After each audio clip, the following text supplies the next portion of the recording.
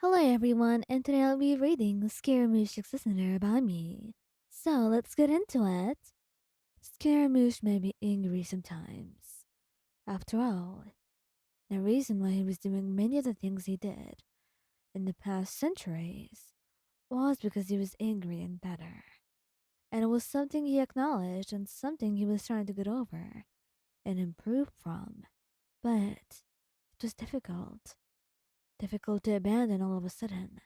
He did love you and appreciated your relationship and everything, but it wasn't like it could all go away in a matter of a couple of days or weeks, even. This was a lifetime long problem. A couple lifetimes, perhaps. And it was going to take a very long time to solve and to overcome, and a lot of effort. Of course, it did not excuse his actions, and he knew that. You loved him dearly, but many of the things he did, they were questionable at best. And right down, well, necessarily cruel at times. But you couldn't say that to him. He was improving. You could certainly see it. And even though he was not doing his best right now, he was trying. But one time, he does something too reckless and too dangerous and ends up hurting someone, and you can't hold back anymore. When the two of you go home, it's like hellfire raining upon the two of you. Do you even have a brain inside that head of yours? Do you ever think, Skara? What do you mean, Ryan? Don't take the tone with me. I can do whatever I want, Scaramouche. I've had enough. Every time I try to excuse your acts, I try to understand you, but it's like you're not even trying to change. You tell him, and that only makes things go worse from here. The two of you end up yelling at one another. The argument to whatever good points the two of you had to make, they were gone. Completely. Because your goals differed. At first you wanted to reach an understanding. Or at least that's what you thought. Maybe you were angry and ruthless at first, but for good reason. And Scaramouche. He was riled up from all that you said. To the point where the two of you only wanted to hurt the other with your words. He was trying to get you to understand, but no matter what he did, he knew you never could. After all, his experience was not something many could relate to, and he knows he's not the victim right now. But for a long time he has been, and he's been trying to improve. He knew eventually, sooner or later, you would not understand him. He would become unbearable to you. He just didn't realize it would all end so soon. And as you hurl insults at one another, something happens that both you and him don't expect. You yell something about him, not being understanding, never trying to be human enough, and him always being a creation like he was meant to be, never trying to be over that point.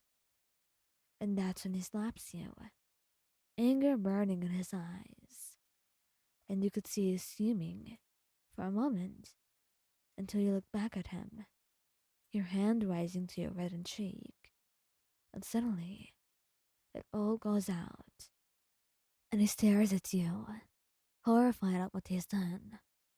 Darling, I didn't mean it. I wasn't thinking, he says, and you can tell he's stumbling over his words. His eyes wild as he looks around, trying to say anything that will get him out of this, because he can't handle it.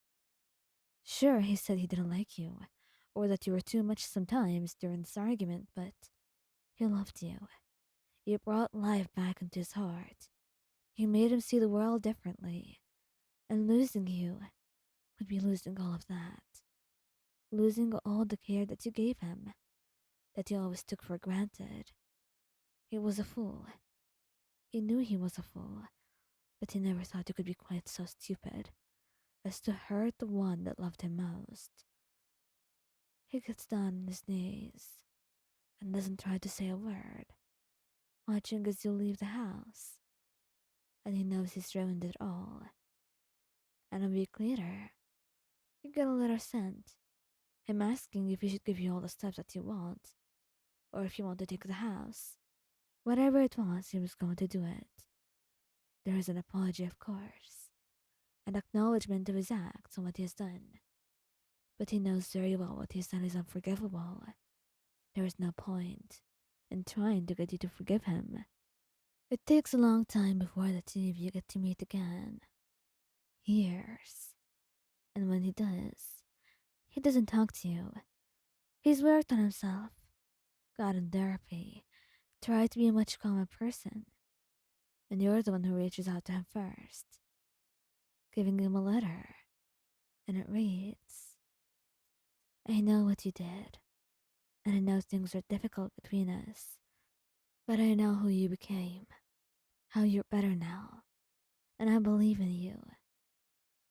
I want us to try again if you're willing. I admire the person that you're trying to be. And maybe I didn't forgive you for what you did back then, but it's been a long time, Scaramouche.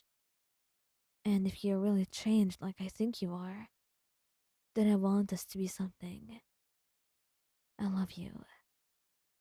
And after that, he does come, on the promised date and time, with flowers and a box of chocolate. And even though it has been a couple of years, he still remembers the sight perfectly, and the mistake that he made, and he apologizes many times that you actually have to shut him up. But you're happy. Perhaps without the time that you spent apart, he would have never become the person that he is. And you're relieved that you made the choice, that the two of you were brave enough to do so. And right now, perhaps, there was a chance for you to try again. And maybe this time around, you can do things right. Things will be better for the two of you. Because it's not just you trying alone anymore, but Scaramouche is as well. And he's doing all he can. You can see it. And you've never been more proud of him. And as for him, he just wants to make sure he's doing okay. And that he will do his best to be able to bring you to smile and laugh, to make up for all the times he's messed up before.